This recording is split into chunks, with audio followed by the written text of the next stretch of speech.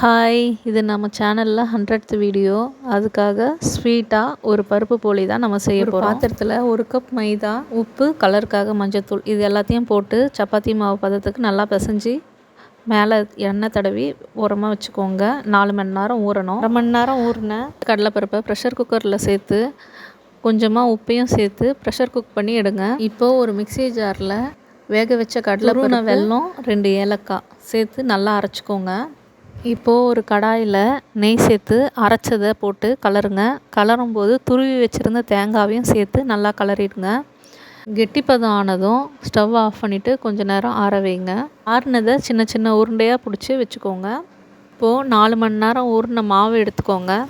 ஒரு இலையில் 1 ஸ்பூன் எண்ணெயை விட்டு கொஞ்சமாக மைதா மாவை எடுத்து பரத்திக்கோங்க. பரத்துனதில் நடுவில் பூரணத்தை வச்சுக்கோங்க. பூரணத்தை வச்சு மூடி தட்டி ஒரு தவாவில் எண்ணெய் விட்டு இலையில் இருக்கிறத போட்டு எடுத்திங்கன்னா சூப்பரான போலி ரெடி. ட்ரை பண்ணிட்டு எப்படி வந்துச்சுன்னு சொல்லுங்கள். தேங்க்ஸ் ஃபார் வாட்சிங்.